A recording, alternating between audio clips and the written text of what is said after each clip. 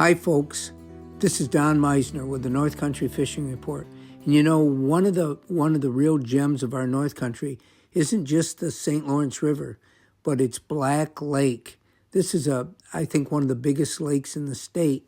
I mean, it's an amazing fishery, over 25 miles long. And I remember as a kid growing up in the southern tier of New York, hundreds of miles from Black Lake, and hearing the legends that that lake had created. We'd have people that would spend their vacations and travel up to Black Lake, and they come home with ice chests filled with giant walleyes.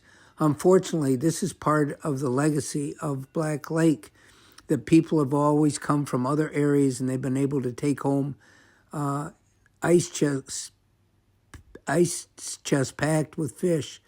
And it's kind of a sad part of the history that people still do this.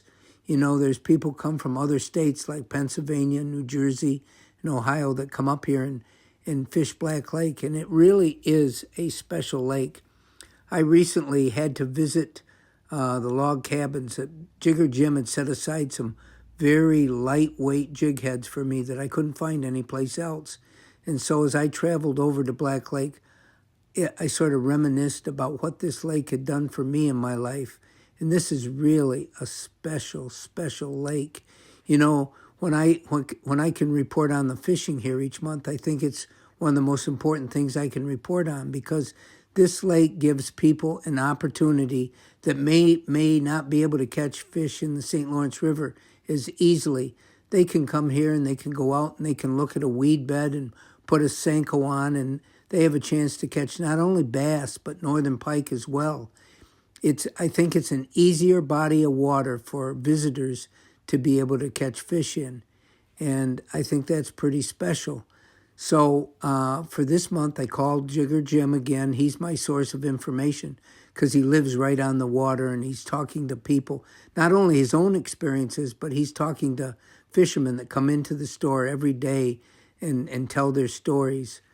And I said, Jim, isn't this the time of the year when the smallmouth fishing gets really great? And he says, oh, not quite, almost. It's almost there. He said in October and November, the smallmouth fishing is tremendous in Black Lake. And we usually don't think of Black Lake as a smallmouth haven, as much as we know there's weed beds everywhere, and the largemouth fishing is wonderful there. But he said right now, he said the smallmouths are probably out in deeper water chasing the little perch. The perch now that were hatched this year are probably 2 inches long by this point, and they're feeding up on these little baby perch. But he said, you wouldn't believe, he said, I caught a smallmouth bass recently that had an 8-inch perch in its stomach. We don't realize that smallmouth will hit really big stuff. And a lot of times we don't use bigger lures for smallmouth, but they're really susceptible to that.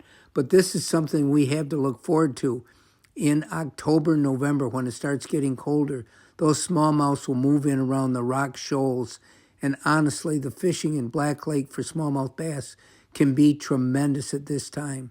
This isn't a time when there's tournaments and people are all coming to fish for bass there. This is a time when local people that are in the know can go there and catch some wonderful smallmouth bass. So, folks, don't forget about Black Lake. It's really a gem that we have.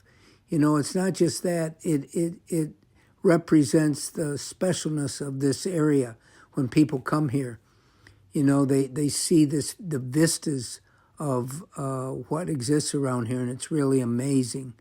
So don't forget about Black Lake. It really is one of our gems. Until next time, folks, this is Don Meissner with the North Country Fishing Report.